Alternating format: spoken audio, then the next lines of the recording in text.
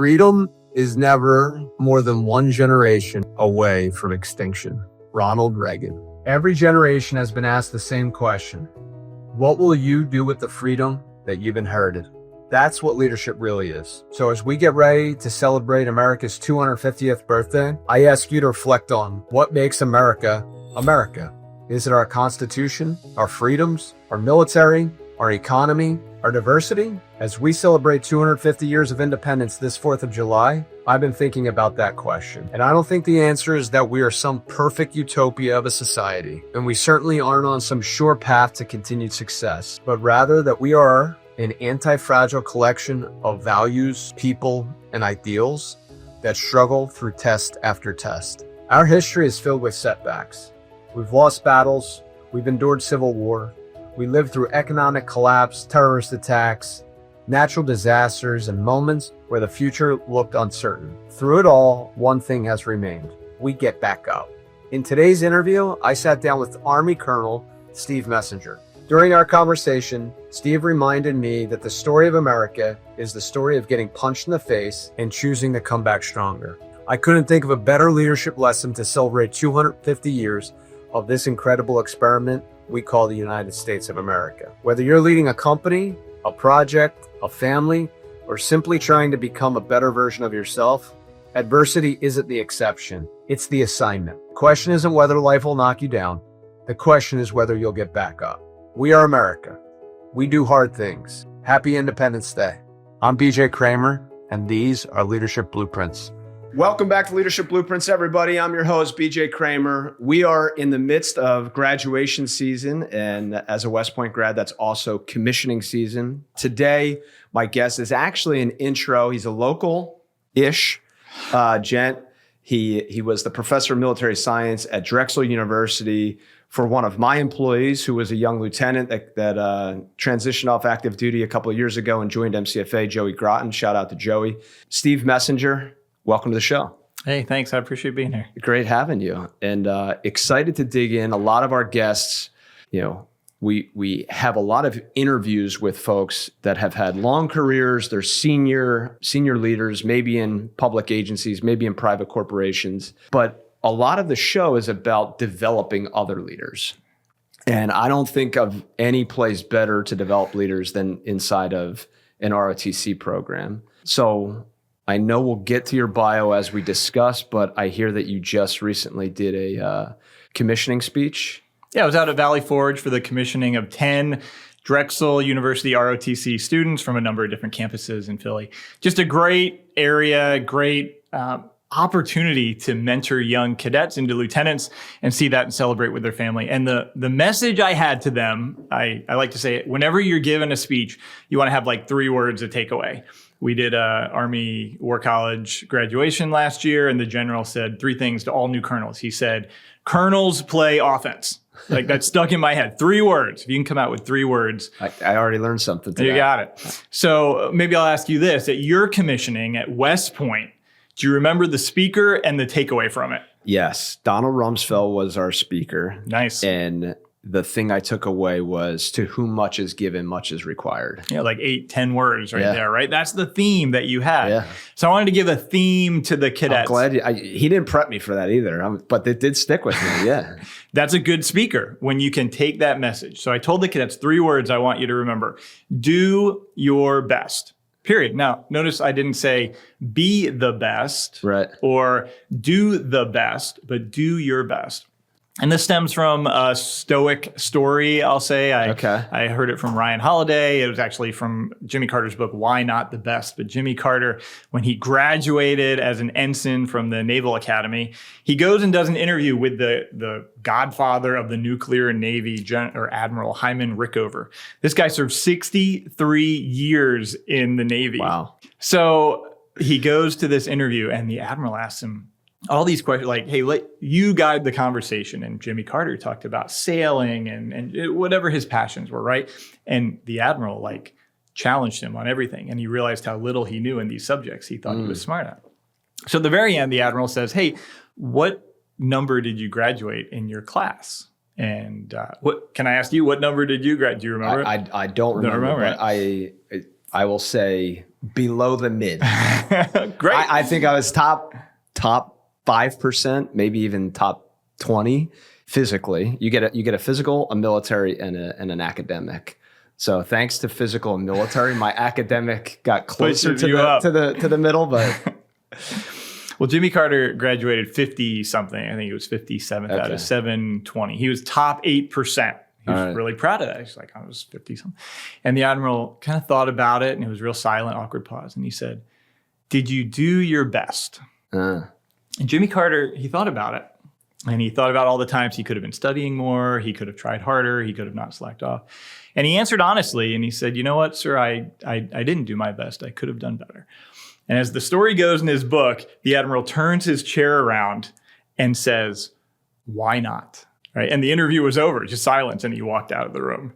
And he thought about that the rest of his career. Why didn't I do my best? And it haunted him to the point of trying so hard in all these different areas. President, peanut farmer, he just did so much after the presidency, author, etc. He's an extraordinary post-presidency. Yeah. And like a very commoner. Right. I don't know enough about him, but I remember seeing something he was helping build like homeless housing in Habitat for Humanity. And did he? Yeah. And then he's out in brokering peace deals, right, in all these different countries after his presidency. Yeah. Amazing. So he always thought about that. Did I do my best? And that was the message I wanted to give the cadets, commissionees. My daughter just graduated college last week. What's the message to all these new leaders going out there? Just do your best and let everything else wash out. Just do your best and let everything. When you get into the honest of that, it's like, I think this is something that every leader is going to have to juggle, is doing your best in your career while trying to do your best in your family, while trying to do your best. When you start having trade-offs in life, how do you make the decision of what is enough versus what is your best? Yeah, so I think Jimmy Carter in the Naval Academy, or you at West Point, you're very focused, right, on graduating, one mission, right? Survive, don't die. Right, survive and commission. That's your job. Yep. But you're right. As we get older, we have split priorities. So I was a captain at Fort Dix, New Jersey. Yeah. I was newly, not promoted, but put in a position, an operations officer, a major position as a captain, and I'm running 1,000,000 miles an hour. Simultaneously, I have a pregnant wife at home with our third child. I committed to running a marathon, the Philly Marathon, with my dad in 2005. And then I'm doing a master's degree program from Central Michigan University. So I am waking up at 5 a.m. running, miles. I'm working late to like 7, 8 at night. I come home and I'm working on the master's program. And meanwhile, I have a pregnant wife like walking around my house. And you're right. You cannot focus on all four things. I was destroying myself, burning the candle at all ends. So you have to be your best in the moment, right? So when you're home with your spouse, you have to be your best with her or him. Right. When you're at work, you have to be the best and focused on the job. When you're running your miles in the morning, be efficient. Don't run more than you have to, right? And it's just about showing up in the moment and being your best there. Yeah. I think that gets into, we're an age of distraction and the ability to be present. I think that is one of the best gifts, to be where you are and be all in where you are, sets you up for success. And I understand you still teach leadership, but you're responsible for developing 4 different years of cadets. I think that whether it's ROTC, West Point, the commissioning process, there's so much focus. Our job is to be a leader. Our job is not to be the technical expert. Our job is not to be the smartest person in the room. Our job is to be a leader. And therefore, I think that we get more leadership development, more leadership academic training, and I think because of it, more leadership awareness than probably any other portion of the population. So we come from a military organization and the Army in particular, hierarchical command. There's developmental assignments along the way. You have to check these blocks to even be able to move up, but constantly being groomed to be a leader at the next higher level.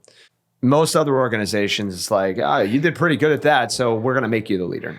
What is it that we in the Army get right specifically at that phase, 18 to 22-year-olds, that widen the aperture to what leadership is, and how to think about being a leader? Yeah, I think we force people into uncomfortable situations where they have to grow. And I teach a class. It's called Failing with the Stoics. It's a Stoic class, but it focuses on how does failure help us succeed in life? And I talk about the bio. So I've read your bio, right? You have a very impressive bio. You're teaching at ILE. You graduated West Point, Army officer, running a company, running this incredible podcast, right? 200 plus episodes. Amazing. Incredible bio. But when I read your bio, I don't see all the fails behind it. All the times that we've challenged you, the world, the Army, put you in positions of increasing responsibility to force you to fail. So I had a 4-star general I worked for at Transcom, and he had a theory of organizational management called the cube. And he divided people into 4 categories, general categories. He would say, if you talked about performance and potential. Yep. So if you have high performance, but no potential, he would call you a solid citizen. Right? A solid citizen comes into work every day. They're assigned to make 100 widgets. They're going to make 100 widgets that day. They're going to kill it. And they're going to come in at 9, leave at 5, right? So that's their hours. They're going to show up at 9, and they're going to leave at 5. Maybe like 4:45, right? But they're going to make their 100 widgets. Yep. We love them. And what we do to them, we thank those people. Thank you for doing your job. Not everybody's going to be an all-star. We appreciate that, right? And then you have people that you're talking about. I call them the low performance, but high potential. And it's not their low performance because they're incompetent or they're lazy, or it's because we're putting them in new positions that challenge them. Right? We commission you as a second lieutenant, you, me, I commissioned all these cadets that we're talking about. And we're like, hey. There's a saying, what do they call the first person in the class? Second lieutenant. What do they call the last person in the class? Second lieutenant. Yeah. And congratulations, you have 0 experience. You're in charge of these 50 people. Yeah. You're like, what are you talking about? Every single person in the organization has more experience than I do. And you're going to fail. Yeah. Like, your job is to keep an open mind, listen to your senior enlisted platoon sergeant. Yeah. All right. And your job is to learn and grow and develop. And we kind of say that in the military, like that ends at second lieutenant or first lieutenant or but it doesn't. Because then you become a captain and you were a company commander, right? Yeah. We're like, hey, congratulations, you're a company commander. Day 1. I'm not really sure what I'm doing, right? Yeah. And you have to learn and grow and fail. And the failures are what says in your bio, I was a successful engineer company commander. Yes, but it doesn't say all the problems you had in the past. I agree with you 100% from a strategic ecosystem and from a pathway. I mean, I think we all can agree that our careers are built on taking on more responsibility than we're capable of and figuring it out. And when you're figuring stuff out, sometimes you have to do it 99 times to find the 100th way to actually solve the problem. So there's all those micro mistakes.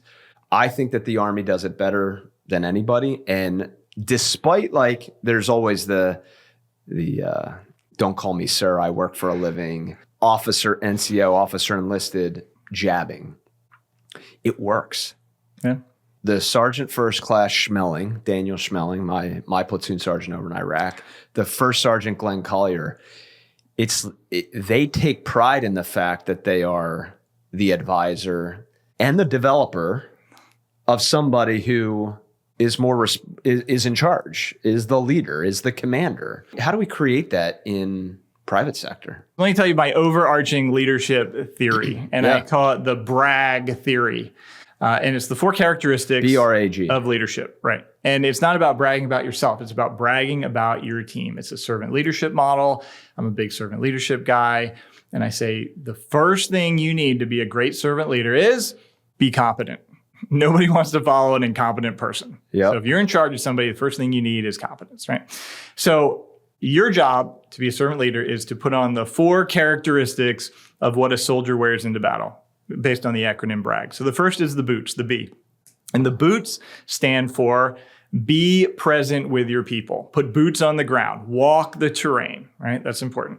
The R stands for the regimentals. It's a fancy word for the uniform, right? Yep. And on your uniform, you have your name tag on your right, the U.S. Army on the left. And I say with the regimentals, place service over self. The right-hand side, my last name on my uniform is interesting.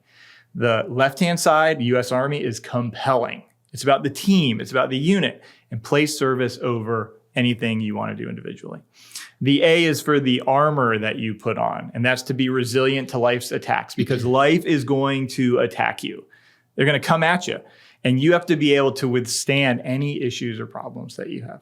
And then the G is for the gun. Now, everyone in the military knows we call it a rifle, but if I use that, the acronym would be BRAR, and get your own acronym, doesn't work, right? Yeah. So BRAG works, but the gun stands for close and destroy the enemy, right? Close with. You have to get close. You have to take action. You got to be successful in your mission. And then I add a +1. It's actually brag +1. And that's the belt of leadership. That's to keep your pants up, because a leader cannot have a hint, a sniff, or a whiff of impropriety about them. And if you can do those 5 things at any level you're at, whether you're a second lieutenant coming in, whether you're a general officer, whether you are a enlisted person, whether you're in the private sector running hard hat electrical in some building or working in an office, if you can put boots on the ground, if you can place service over self, if you can be resilient to all the bad stuff that's going to happen in life, and if you can complete your mission while having not a hint, sniff, or whiff of impropriety about you, you're going to be incredibly successful in both your eyes and feel good about yourself, and in the eyes of the people that work for you. And they want to follow someone like that. That's awesome. I like that. I might have to steal it. You have led in combat. You have taught a lot. You've been in logistics, reserves, and active duty. What is your greatest leadership lesson learned along the way? To me, it just comes back to be okay with failure, right? Nobody else cares that you're failing out there but you. So let me tell a story I tell in my Stoics class. It's about this ancient philosopher, Crates, and he has a student named Zeno. And Zeno is like, I'm going to kind of paraphrase the story a lot, right? But Zeno doesn't really want to fail in public.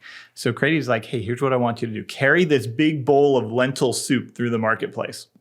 So he's walking around and he's embarrassed, and he's kind of sneaking around the shadows. Like, why am I doing this? I look like an idiot. And he comes back. How'd it go? Oh, I'm embarrassed, right? Great. I want you to do it again tomorrow. Does the same thing, comes back embarrassed. Day 3. All right, do it again. So he's out in the marketplace, and Crates jumps out from behind a wall and spills soup like all over himself, right? And he's sitting there and he's embarrassed, and he's like, man, everybody's staring at me. Like, why did you do that? And the philosopher teacher says, look around in the busy marketplace. No one cares. No one is looking at you. No one cares that you're a disaster. They all care about the soup that's on the metaphorical soup that they spilled, right? Yeah. They're thinking about their problems. So if you can go out and be a guy who like spills soup on themselves and be like, it's cool, man. Like, I'm going to do better next time. I'm going to do better next time. Oh, I failed a decision. I screwed up this physical event. I didn't earn my expert soldier badge or whatever badge you're going for. Or I messed something up in building something, right? Engineering. That's okay. As long as it's not a catastrophic failure. Right. You have to know when to fail. Go out and be better next time. All right. Now let's talk to the leaders that are allowing people to fail and know that you have to spill some soup.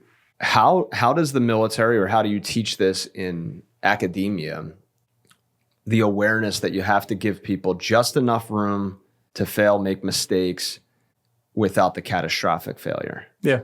So it's knowing when. I love this article by Command Sergeant Major Michael Burke. He might be retired now, but he was a brigade Command Sergeant Major in Washington State. Yeah. And he wrote an article on From the Green Notebook called More Leaders Need to Get Punched in the Face. So he shows up at the Friday night fights in his battalion, and he challenges the biggest, baddest dude in the battalion to a combatives fight. And some 25-year-old like MMA fighter specialist shows up. He's like, y'all challenge, right? And he's like, oh my goodness, this was a mistake. And he gets in the ring and they're grappling. And within a minute or two, he just gets slammed in the face, like punched, blood, everything. And the medics are attending to him. They're like, Sergeant Major, like, you should be done. He's like, no, I'm going back in, right? And they're like, ah, and they cheer him on. So he gets back in the fight. He loses the fight. And at the end, they, hold up the specialist's hand, and the whole crowd, his 800 soldiers, that he's the leader, senior enlisted leader in this organization, are like cheering for him who lost. because he got in the ring. It's the Teddy Roosevelt man in the arena speech, right? Such a great quote. Yeah. So it's the man who gets in the arena and fights and has blood, and exactly Michael Burke, right? Yeah. Mar and sweat and dust, and who fails and gets up and tries again. That's what you need to show people is acceptable. But if you're not modeling it and you're like, I'm the perfect leader, and everybody knows that's not true, but you perceive that, you're not doing a service to them. Which goes back to the no impropriety. Yeah. Right? Yeah. Transparency, no impropriety. So let's relate that to like, not all of us are in combatives, right? We can't all just jump into a combatives ring in the public sector. But what does that mean? So when I took command of Fort McCoy, Garrison Fort McCoy, 2,500 people. Yeah. One of the things was when I started taking over, like the commander could be more visible. I'm like, okay, challenge accepted, right? So I take command on a Thursday, and on Friday morning, 05, I'm on the gate, front gate, one gate, shut down the other one, funnel all traffic through here, and I'm going to scan ID cards of people coming in. And every single person is going to see me, the new commander, coming in and be like, oh, I know that guy. I'm going to introduce myself to every single person. And like, I failed at this. I have a line now backing up onto the main road, and all the security. Underestimated. The police, DOD police are like, hey, sir, you got to get this going. And I'm like, oh, it's good. It's good. They're like, it's not good, right? So we're trying to filter people through.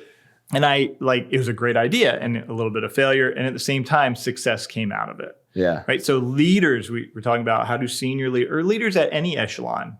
Totally. Boots on the ground, be present, be approachable, and just have interactions with them showing you, hey, sir, I saw you at the gate this morning. That was awesome. You backed up traffic. You failed, right? And you're like, yeah, I did. Like, thanks. I appreciate that. It's a laugh. Right? It's obvious that you love leading and that you love the topic of leadership. What draws you to lead? Yeah, I think I really love it because I was so bad at it growing up, especially as a young officer.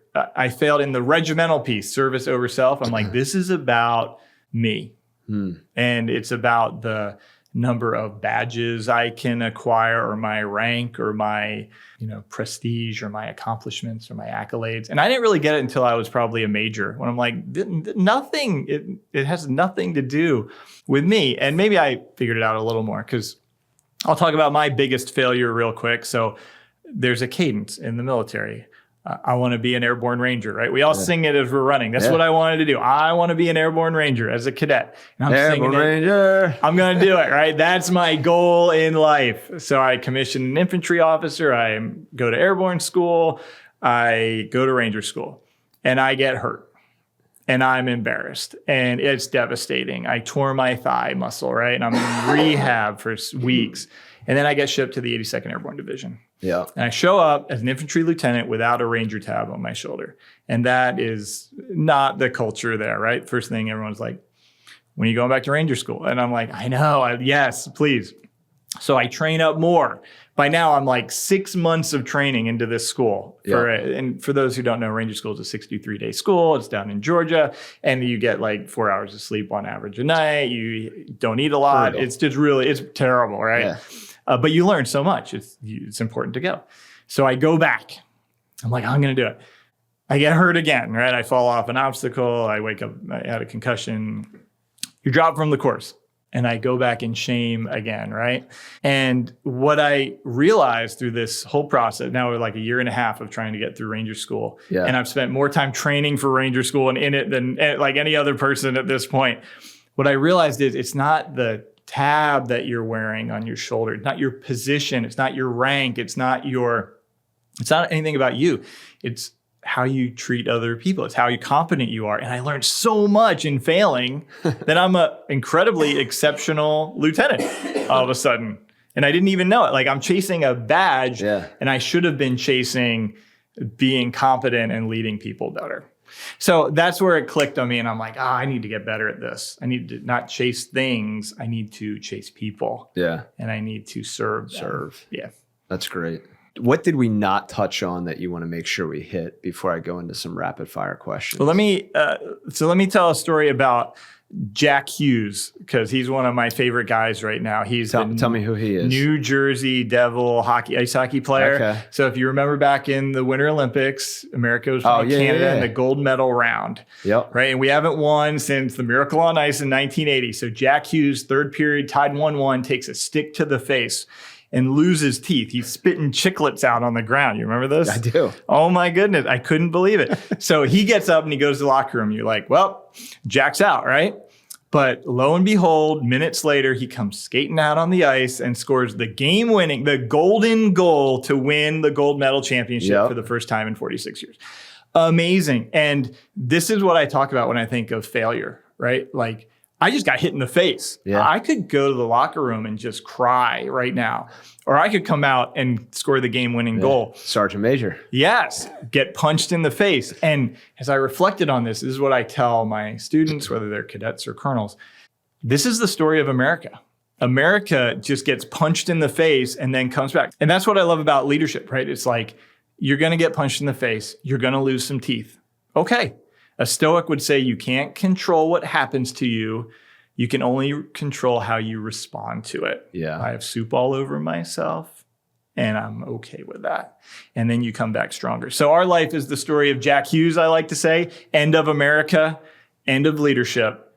When we get punched in the face, all we have to do is come back and be stronger. You use the word resilient with the brag, but the Nassim Taleb talks about anti-fragile, which is when you absorb something, you actually come back stronger. And he created this, I think he created the word, which I love, because fragile is you break easily. Resilient is you come back to the same. Anti-fragile is when you take a hit, you actually come back stronger. And I love that sense, and I love that sense of America and of leadership. So I think fragile is knowing you're going to break. Resilient is knowing you're going to take a hit and come back. So I'll tell a quick story of Muhammad Ali, right? He was drafted. He's like, I'm not going to war. He gets kicked out of boxing for a little while. Yep. And then he comes back and he's like, okay, I'm back. I'm 4 years older and I'm going to fight George Foreman in the Rumble in the Jungle, if you remember this story. So George Foreman, bigger, stronger, a little slower, right? But he's going to like punish Muhammad Ali, who's not in shape anymore. Yeah. So he gets in the ring and he's like, well, the only way to win this thing is the rope-a-dope, right? Yep. And you need two things for the rope-a-dope. You need a rope and you need a dope. So he decides Muhammad Ali is going to back up into the ropes. He's going to let George Foreman just pummel him in the ring and exhaust himself. And after a while, George Foreman is just tired from like pummeling him, that in the subsequent rounds, Muhammad Ali's just fresh and he comes back and he wins the fight. But he won this because of the ropes, right? The ropes held him up. And I don't know if you remember back in 2020, the Army came out with the golden triangle. And they said the soldier is in the middle and it needs three things to be successful, the person.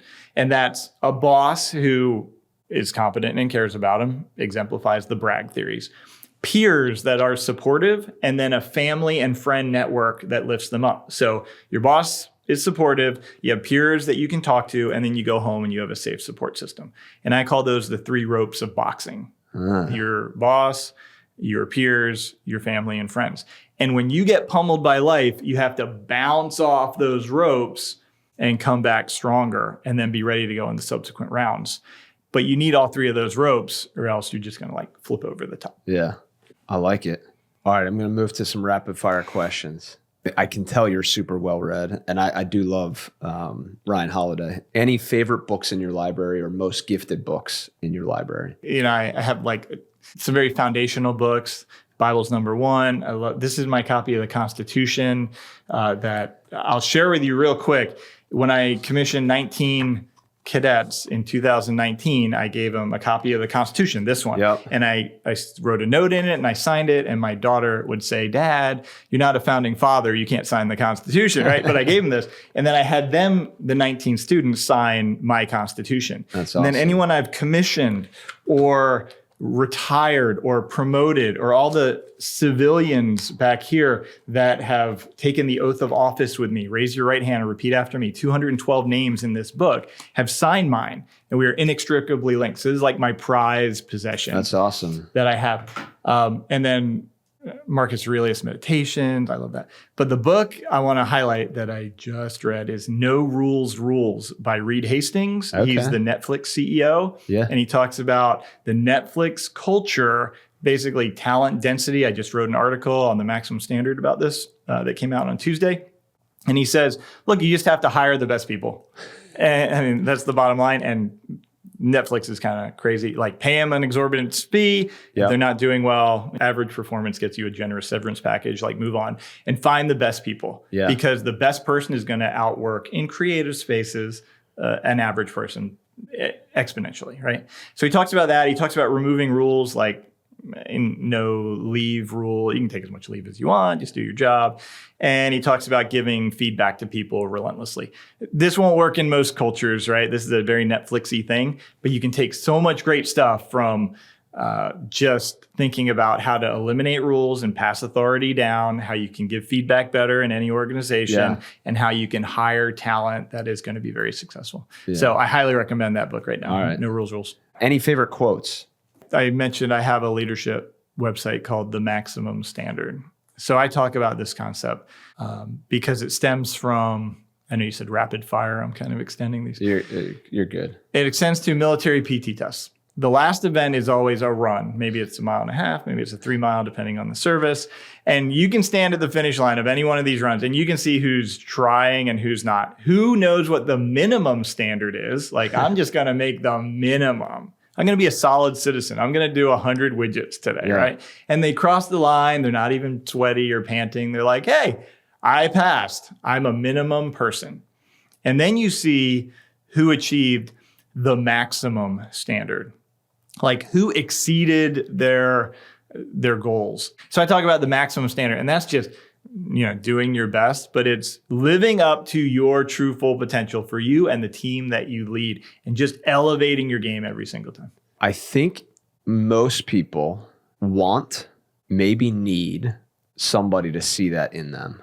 And to me, that is the calling of leadership, is to know that most people need somebody that sees it in them, believes in them, and then pushes them, pulls them sometimes to find their potential and then to exceed it. So that's why you need to know who your solid citizens are, right? Right. And what do you do with that group? You thank them profusely. Yeah. The 4-star general, he would always say, I start every meeting and I end every meeting with a thank you. And I will always do that. And I wait for someone on these command climate surveys, when you rate your boss, to say, oh, he thanks me too much. Stop. And he said, and that's never happened. Right. So you thank them. But the learners, the guys and gals that were putting in harder positions, we're challenging them, they're failing. That's what you do. You thank them and you challenge them. Yeah. I didn't talk about the high potential, high performance people. They're the top rate quadrant. Yeah. They're what we would call the stars. They're about 10% of your workforce. You don't need to thank them. You don't need to challenge them. You just let them run, right? They're off and running. And then you have the lower 10%, the low performance, low potential. And he would call them the deadwood, right? There has to be some cuts in your organization, because if you have a really terrible employee, the other 90% of the company is looking at it and being like, what are you going to do about that? Are you going to move them to a solid citizen? Or are you just going to accept this behavior and drag the rest of the team down? Jack Welch talked about, he had this, I don't know if this is urban legend or true, but the bottom 10% would always get fired, and not fired from the organization, but fired from the job, because if you're the bottom 10%, you're not in the right job. And I can either let you survive there, and 20 years from now or 10 years from now or 3 years from now, when we have a downturn, you're the first to go, or I can try to move you around the organization so you find where you're not a 10%, bottom 10%. Living in the sweet spot of life where your talents and your passions intersect with opportunity. And if you can find that, maybe you're in a position where you're not talented or you're not passionate about it. How do we find you a place where you are and raise your level of performance and desire? If you could have dinner with 3 people, dead or alive, who would they be? So I sit down with Jesus. I'd sit down with George Washington, and I would sit down with Oh, probably just a relative that has passed in the past. Maybe my grandfather, who died in 1998, the day I jumped out at my first Planet Airborne school. Oh, wow. So, yeah, I don't know. I would love to just talk to George GW about how he just failed in the American Revolution so many times, but literally got back on the horse and continued. And in my office, my home right now, I have the George Washington painting of him praying in front of his horse at Valley Forge. In my office. Right. And you're like, where do you find the strength? And it's rooted in identity. And I see that, in my grandfather. I see that. My point is, you're an engineer, right? You like math? Maybe. I can play one on TV. I call this the identity lie. And it's a math problem. And it's people think that my performance plus what other people think of me equal my identity. So what my performance is variable. Yeah. It goes up and down every single day. What other people think of me is variable, right? Yep. They're going to look at this podcast and be like, I hate that guy, or I like that guy, just based on 10 seconds, right? Yep. Which means at the end of the day, my identity is variable and it's all over the place. Right. I can't live like that. I have to have a constant identity. Yeah. So that's a lie we tell ourselves. Oh, I feel good because I did good and people like me. You can't live like that. You have to find something in your life that grounds your identity. And if you're not a religious person, what are you grounding yourself in? Your values, your family, your something. Yeah. And when you can do that, you no longer have this sine wave of identity and you have a constant one in life. And you can go out and perform in any situation, good or bad. What do you want your legacy to be? I think if I do it right, this is a very Stoic thing, right? You don't have one. Like, it doesn't matter. Marcus Aurelius said, no one's going to remember you. That's true. He was the emperor king of Rome. He wrote Meditations. They were all notes to himself. And you read it and he's like, look at all these people that have gone before us. We don't even remember them. All these gravestones floating around. Nobody knows who they are. Yep. Ironically, everyone knows Marcus Aurelius, mainly because of the movie Gladiator in 2000. Yeah. But if I'm doing it right, I am passing it on and making people better. And I see this as I reach the end of my career. I don't need a legacy. I need people behind me to be better. That's why I've been very blessed to teach cadets and commission them to teach colonels now and just encourage them to, be their best. Yeah. But, what's your legacy? It's go out and just be you. Be your best. Do your best and have success based on hard work. Awesome. Steve Messenger, thanks for joining us on the Leadership Blueprints podcast. I appreciate it. Thanks. Hey, everybody, do us a favor. If you're enjoying the show, if you liked our conversation, please share maybe with somebody in your life that just commissioned or just graduated, or somebody that you think would just value the conversation. Till next time, have a great week and a great weekend.